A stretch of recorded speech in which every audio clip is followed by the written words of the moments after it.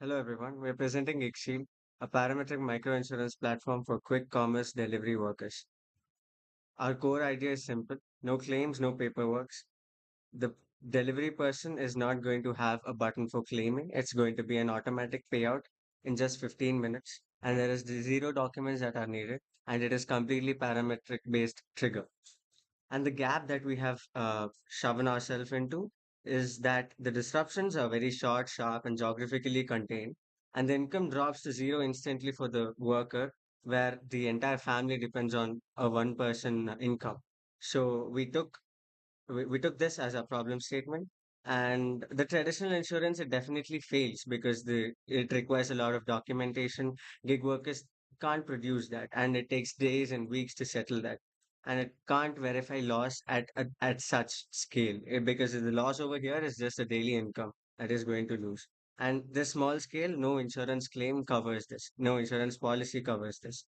So why quick commerce specifically is because we can divide a specific city into number of a number of zones here, because the number of dark stores that are there in quick commerce, it is very less number of dark stores in less number of areas. So it is easy for us to navigate through them, and it is easy for us to see the number of people, the number of drivers that are there assigned for that specific dark store. So that is why we took quick commerce, because it will be easy for us to access. And we did not take food delivery because the restaurant might be somewhere and the delivery driver and the customer might be somewhere. So the zones are going to be different. And for us to monitor their location, it is going to be very different. So yeah, that is why we took quick commerce specifically and the worker personas. And we took three tiers for the income: 400, 600, and 800. And we also have eligible for loyalty discount option if they took number of policies with us. And here the policy lasts for a week or how much ever it can go. I mean, it depends on them. It is very customizable. They can choose whatever they want.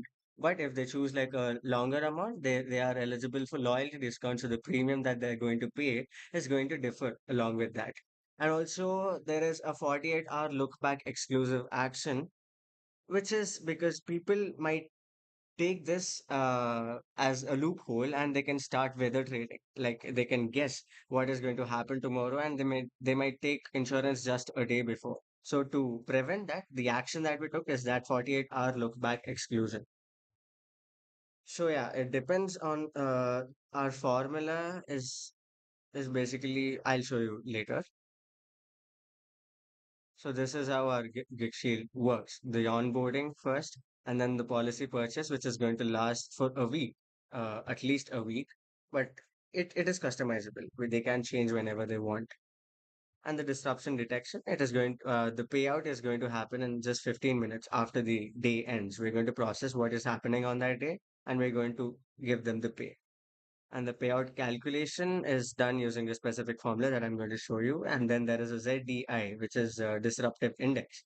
And if it is greater than 25, we are going to give them the payout. So yeah, this is how the ZDI is calculated. The rainfall is given a weightage of 0.45 because in Bangalore, the rains are a lot. So we have hard coded it for now for the phase one as 0.45. And the platform outage, which is not mentioned in the rule book, is that we came up with this platform outage. Sometimes they can have a maintenance break, the Blinkit, the Zepto, these kind of platforms, they might have platform outage where the driver is going to get affected.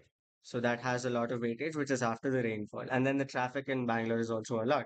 So it has a lot of weightage as well, which is 0.15. The AQI is not that skeptic. I mean, it is not that much of weightage. So we have just zero point 0.1 AQI there. And the weekly premium model, we are going to have a coverage ratio, which is zero point 0.8, which is also hard coded. We are going to cover zero point 0.8, which is 80% of his daily income. That is the maximum payout that is going to get. That is the coverage ratio that it means. And the expected weekly loss, we're going to have a machine learning model for that. And the correlation load is basically that Basically, in a city, whenever a disaster occurs, it is going to be a dependable insurance policy. It's not like a life insurance policy, which is independent for each customer. Here, it is a dependent insurance policy. So we have something called correlation load, so that the insurance company will not have a lot of load for giving all of them at the same time the insurance amount. So we have something called a correlation load, which is an extra amount that they are going to pay because the insurance company will have a hard time paying all of them at once if a disaster occurs. So that is the loading factor. And the admin fee is fixed. That is 5 rupees per week, which is our platform fee. So yeah, this is the comparison for the dry season 18.5 for a 400 person and for a 600 person, it's going to differ. And for an 800 person a person who gets 800 per day is going to pay 72 rupees at max. That is also at monsoon. And the payout that he is going to get is two times his daily payout. And AI ML integration is for calculating the seasonal disruption days, the average hours fraction, the correlation load that I've talked before about, and the conditional payout rate as well. We are using like GBM regressor for that. So yeah, we also have something called fraud score. So if we have a flags for each fraud score, and if it is above a specific threshold, which is 75, it is going to auto reject, and if it is below 25, it is going to give them full payout. The fraud score, it depends on if they claim something in that 48-hour window that they're not supposed to claim, then the fraud score is going to go up, or if they're GPS spoofing or anything that they should not do, it is going to flag up when in the fraud score. That's all about it. And this is the tech stack that we are using. For the front end, we are using Next.js. For the back end, we are using Fast API. We are using Redis for caching and scheduler, API scheduler, payments, Razorpay. We are just using mock for now, but by phase three, we're expecting to use Razorpay at the end. And we are also using Docker for the infra. And the development roadmap, phase one, we are done with the backend part, but we are expecting to complete the project in a week. And the phase two is going to be AI integration for calculating the variables that I've talked about before.